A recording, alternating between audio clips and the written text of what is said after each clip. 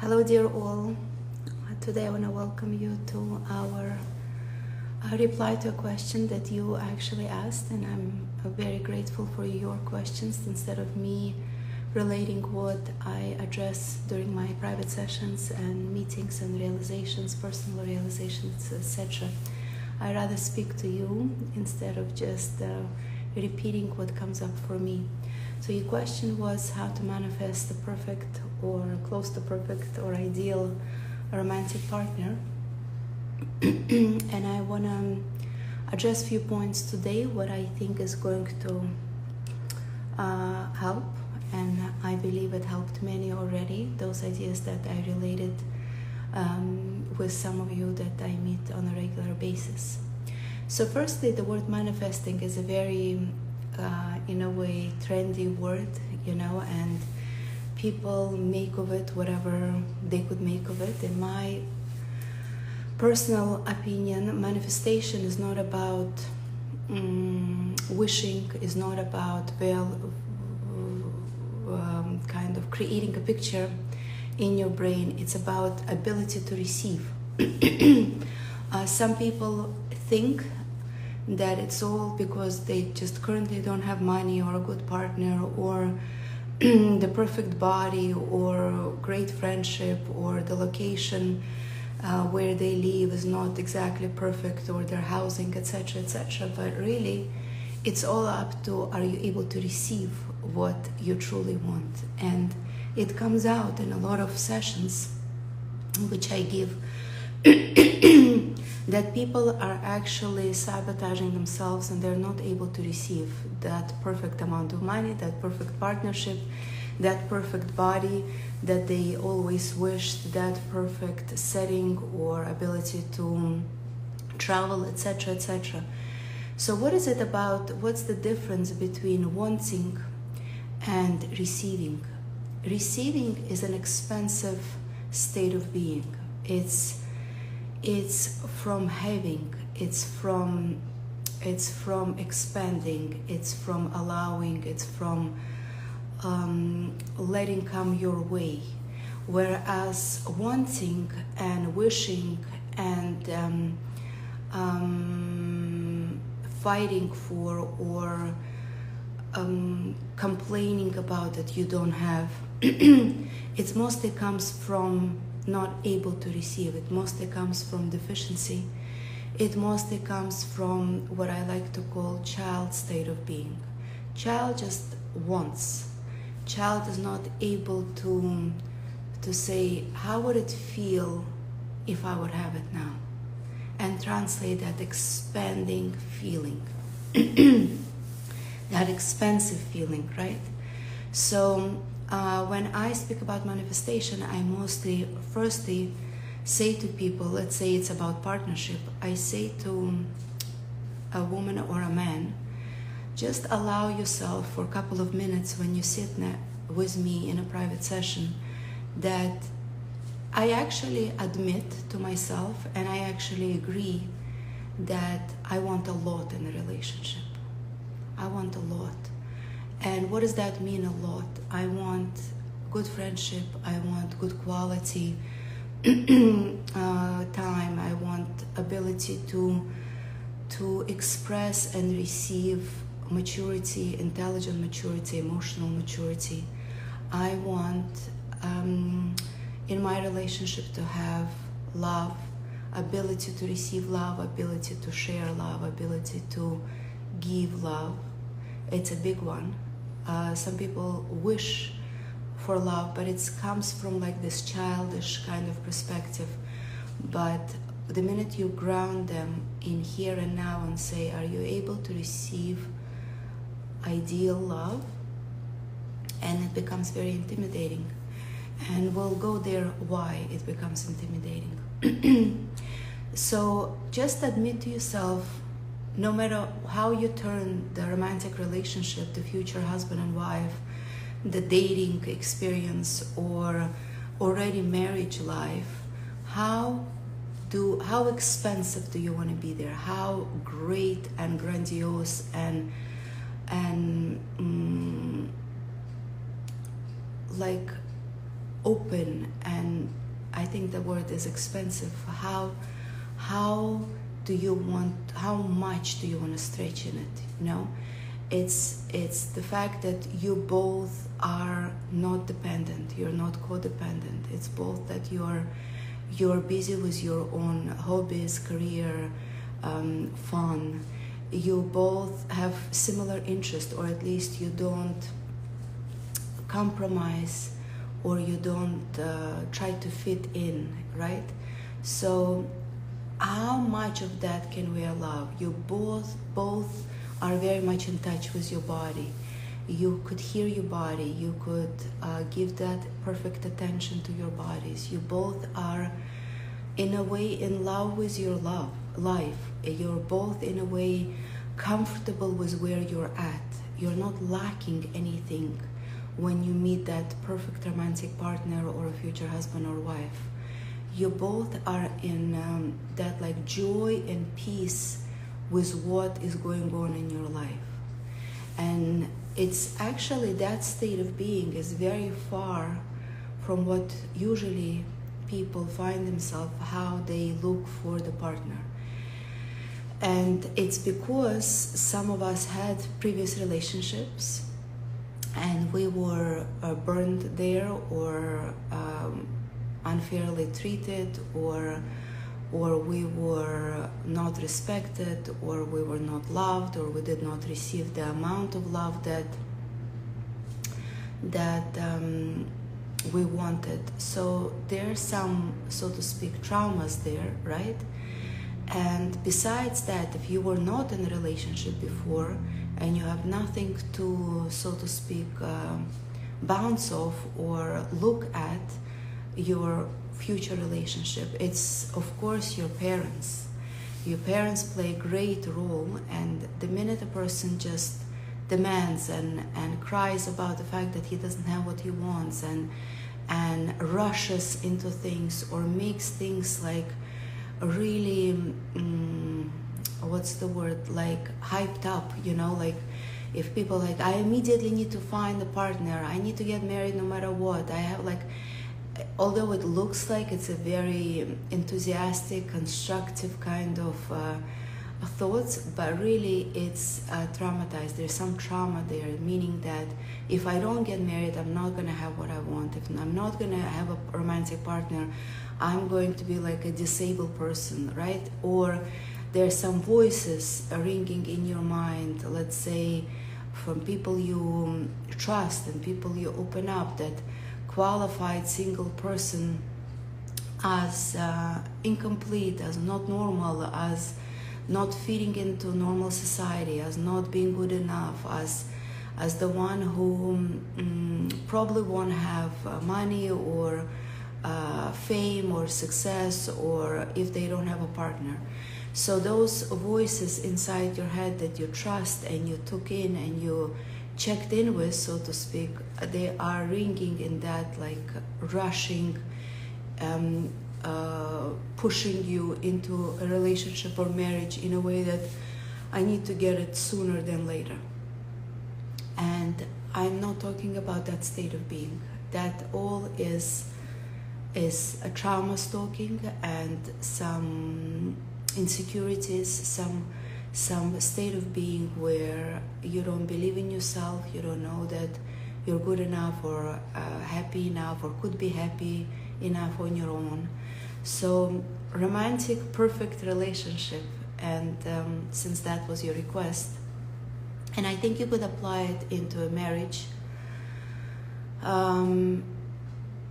If you could apply it to a marriage as well, if you want to improve your marriage, already existing marriage, if you want to improve your relationship, already existing friendship and relationship or romantic relationship, which is not marriage, you could apply it there too. You could say, where am I stuck? Where am I not expanding? Where am I not allowing myself to receive more? Where am I kind of replaying somebody's voices from the state of deficiency and not having a shortage or not good enoughness, etc., etc. So let's just go a little bit into a sphere of how our parents affect us in a way of choosing a partnership or living in a relationship currently in deep dissatisfaction, or not happy enough, or not comfortable enough, or not satisfied, etc., etc. So there is a lot of like a chapter in our system that I teach, where a person could in a healthy way separate from their parents. It's a certain level of maturity where we outgrow the quality of our parents, and it's in a way it's a little bit different from a mom and a dad. How we step out from wanting to please them, hearing their approval in our heads, wanting to share with them about certain success or certain choices that we are about to make, wanting to refer to them, wanting to go back to them. Why is it so important to mature out of that state of being? Like, how often do you hear, if I date this person, what would my mom say? What would my dad say? If I marry this person, like if I decide to break up with this person, what would my dad say? What would my mom say, right? How often do we go back to that? And that is a sign that you, if that goes on for you, that means that you're still did not go through some level of separation from your parents. And what's damaging about that? Like, we should be maybe okay with the fact that our parents are ringing certain ideas in our heads, or we want to refer to their opinion or their approval or their satisfaction, whatever happens in our life. What's wrong with that? And I just want to explain one thing, that when we fix ourselves, when we're secure in a child position, and that is 100% a child position, I will repeat again, it's the one that constantly refers to parents' opinion, and the one that demands, basically a taker, right? Not a giver. A person who wants to process their wish through a state of how much can I allow is mostly a giving motion from inward, from inside.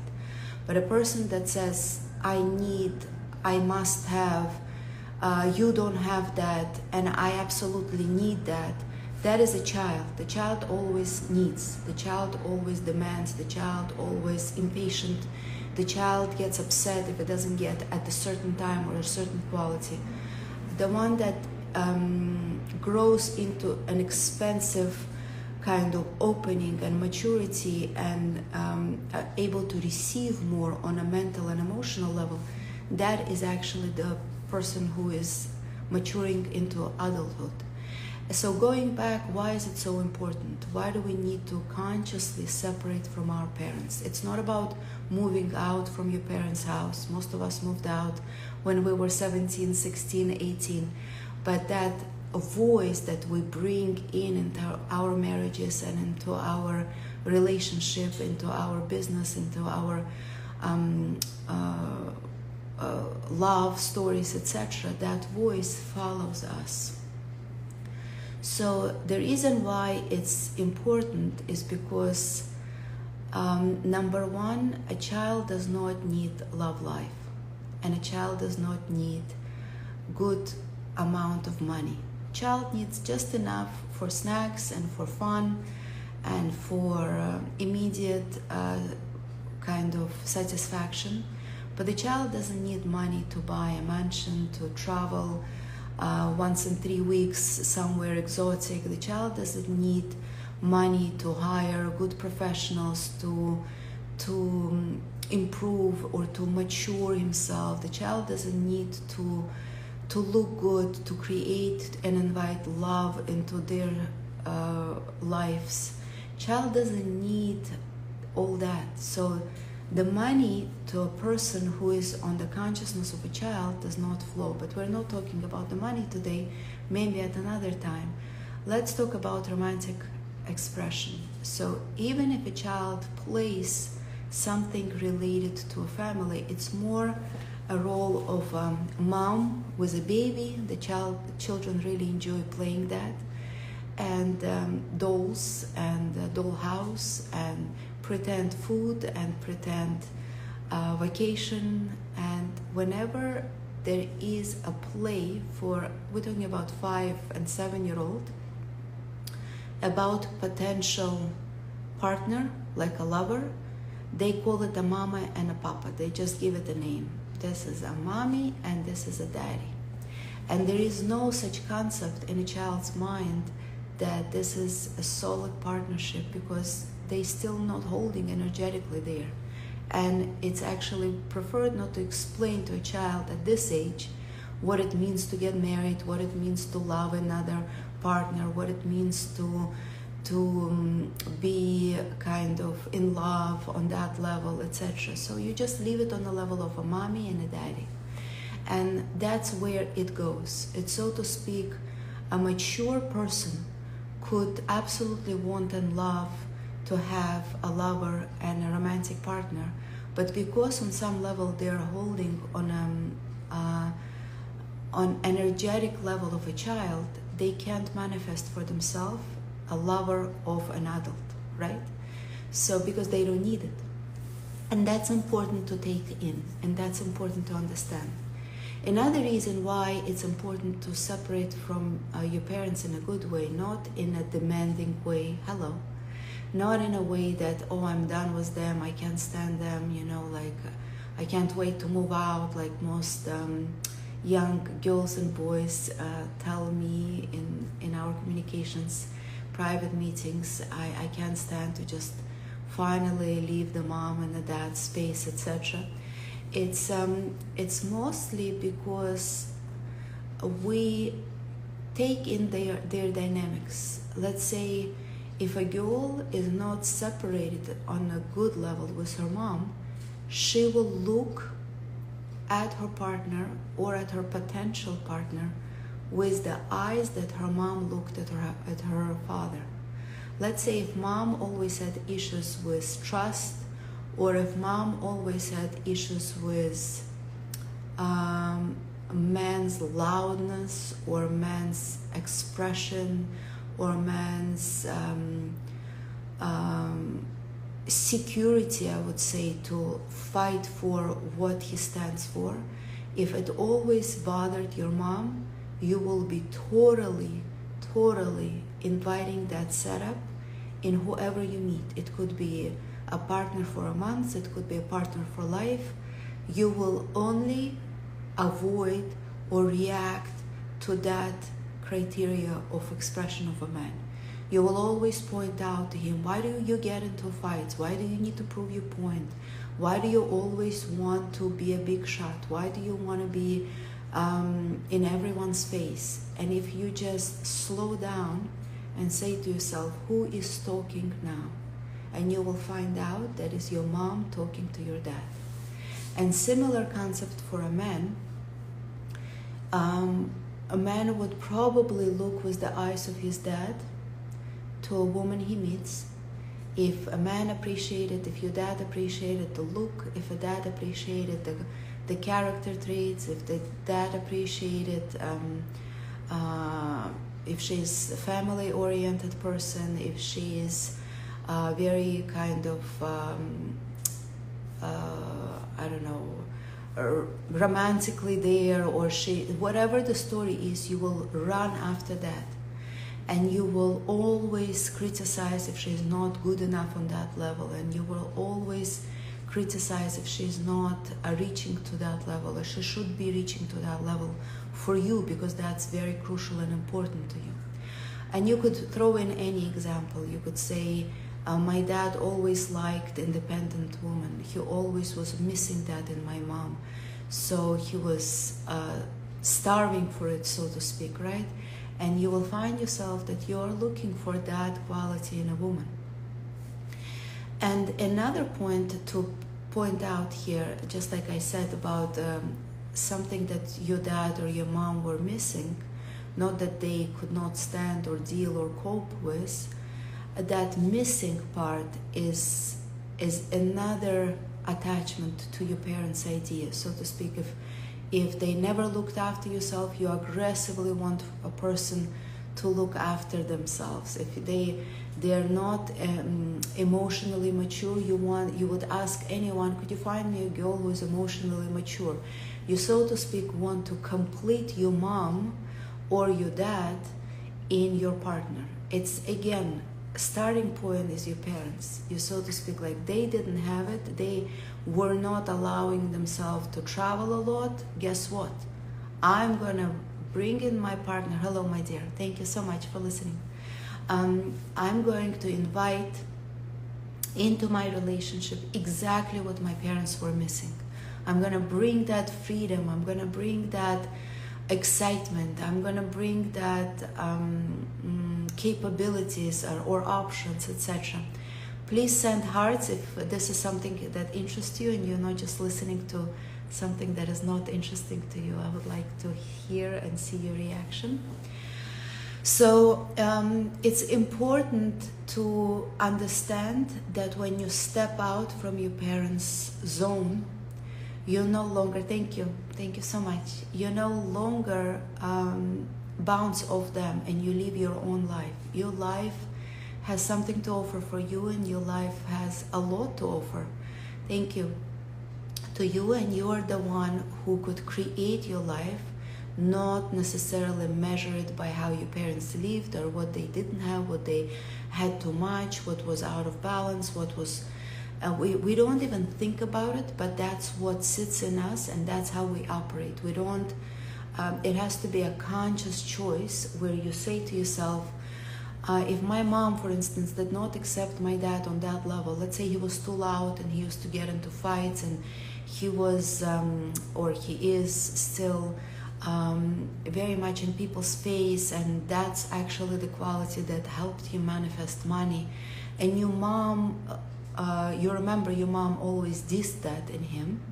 So just stop and say to yourself, I actually carry that element in myself from my dad, and I love and accept that element.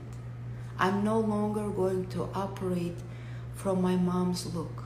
Similar to your dad's look. Let's say if your dad looked at your mom very critically, very judgmentally, very in a very demanding way, or he was like opposite, maybe in love with anything that she gives and proposes into a relationship, you want to stop that and you want to say, I actually love that element, and I'm no longer going to fight with it, or I'm no longer going to suffer in the name of my dad or my mom in it. I'm just going to accept it, that my dad or my mom had that specific view, and they used to judge each other, they used to suffer about it. I'm not suffering, I just accept it. That element is something that I could accept and love and embrace in myself. The minute you accept it, yeah, let's just bring maybe an example, for the sake of example, because you could adapt all the other things here and you could create your own story, because we're not having a private session here. I just want to remind you there is an option occasionally to come out with me live where you could ask your questions and you could receive your answers, but it's just going to be public and everyone will see and hear your question and my reply. So there is an option, and if you want to have that option for you, just reach out to my helpers, and their numbers are here, and set it up. Yeah, there is an option like that. So let's just bring an example of your mom judging your dad for being too abrupt, too like scandalistic, you know, or too rude, or too loud, or too like quick or whatnot, right? And you always despise that, and you always like were on alert in your partners whenever a loud kind of dude will show up. You're like, no, it's time to stay away. I need a gentle guy, I need a very conscious guy, I want a very subtle guy, so to speak, like slow and conscious, and like a meditative type of a person, right? So I just want you to understand, you, by doing that, you reject the element of your dad in yourself. And that expression in us, it's actually ability to make money, ability to be successful in society, ability to express your talents outwards, to be known, to be accepted, to be loved, to be paid for the way you want. Like that is all dad's element in us. But if we reject in us a certain element of our dad, looking with mom's eye, then we reject automatically, without even knowing, all those aspects: money flow, expression, ability to be known, ability to be successful, ability to be like accepted, like a star in the world, right? So just stop and say to yourself, no, I actually want to accept my dad's loudness and my dad's ability to be so abrupt and to be so straight and to be so concrete, etc. I want to accept that and see how much money you will open up for yourself, just as an element of a game, you know.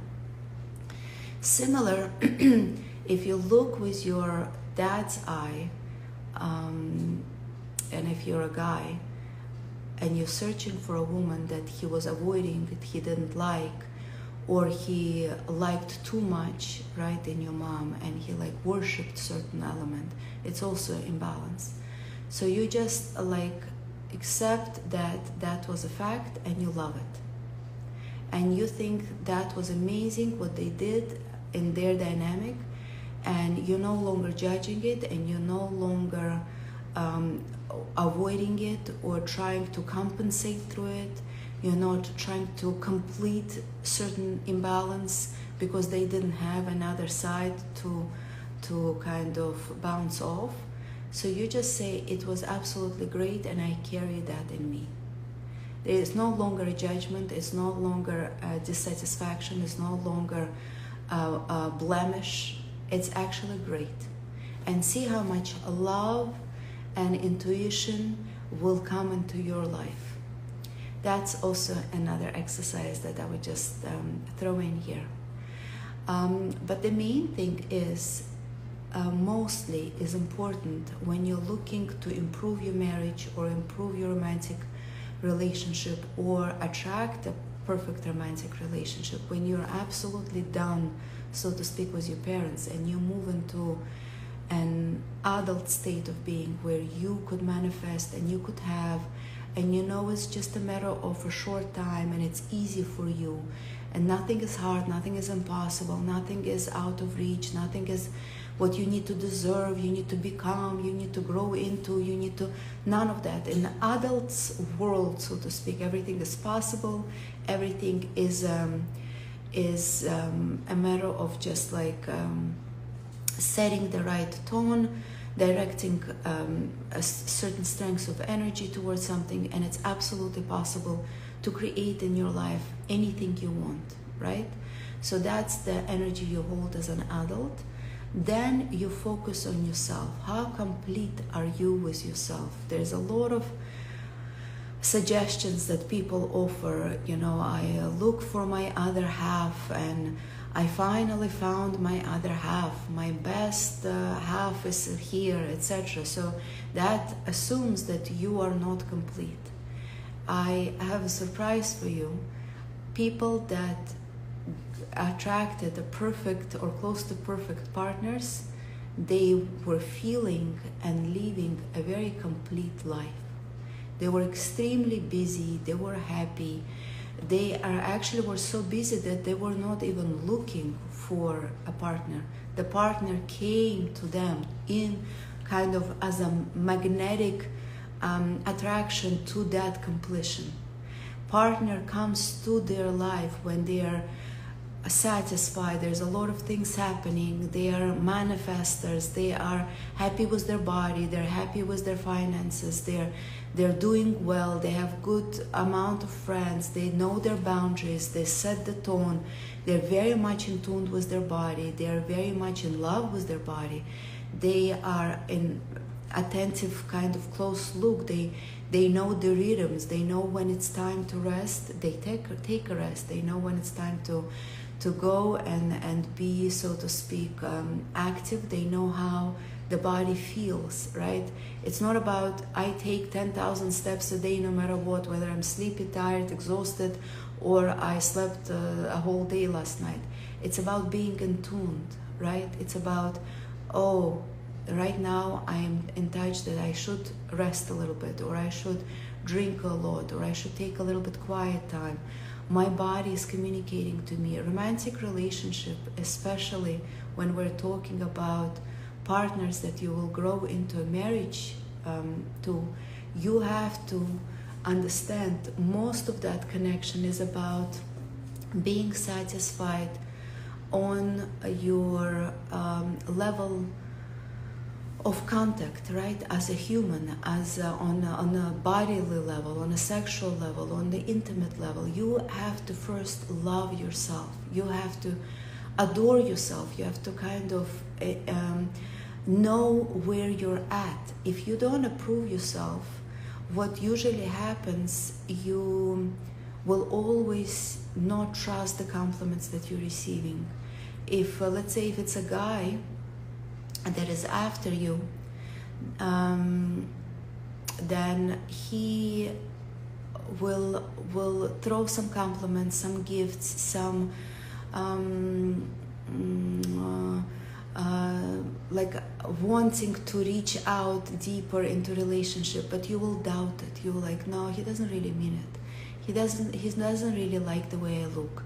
I think he looks at me judgmentally. I just want you to know it's your own look at yourself talking. When we think those thoughts, that somebody that says compliments but doesn't really mean, approves of your look, but really he's hiding that he hates the look, likes to introduce you to his or her friends, but you sabotage it. You feel like he did it out of force or she did it out of force. This is your own judgmental look at yourself. And a lot of trouble in relationship comes out of that imbalance that we carry inside us.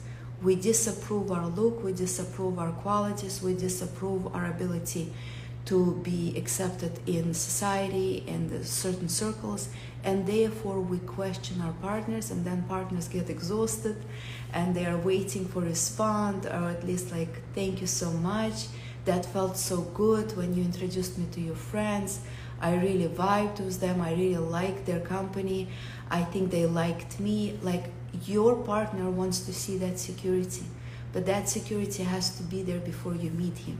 He doesn't create it. A lot of people come to me and say, but my partner needs to make me secure, and my partner needs to show me that he's in love with me, but my partner needs to like help me expand into my ability to indulge in a certain quietness or certain quality of life or certain ability to just like throw yourself and exercise for, I don't know, 4 hours straight, doing yoga or doing meditation or both, or my partner needs to take me there. You are, if you are there and that's what you are looking for, you're looking for a daddy or a mommy to build that confidence. Because in marriage and in a relationship, you come into relationship already complete. You are sure you could expand, you know how to expand, you know how to allow, you know how to be okay with giving yourself 5 hours in spa. You're fine spending money on yourself. You're fine looking good. You know everyone is looking to communicate with you and be next to you and spend time with you. You know it. That is a mature adult that for sure will attract into their life a very mature, very expensive, very beautiful relationship. So those are a little bit of a few ideas that I offer when we speak privately about about manifesting a partner. It's actually investing in yourself, maturing yourself into that person. And if it takes to spend time with therapists, if it takes time to quiet your mind through therapist or meditations, if it takes time to open your body so your body actually is in touch with your psyche, with your emotions, you know that you need to relax your body, let go of tension, let go of those like incomplete thoughts or insecure thoughts or blockages. You know that you need to indulge, so to speak, or allow yourself to study your constitution, to eat well, to move well according to your constitution, according to your age. All that investment is going to build a perfect relationship. If you invest in yourself and you not just sit and cry and wait and complain and sound desperate, if you invest in yourself, if you mature yourself, if you open yourself up, if you relax yourself, if you allow for yourself to have, then you will have. It's like a saying out there that people often use. If you want happiness, get happiness. If you want perfect partner, get perfect partner.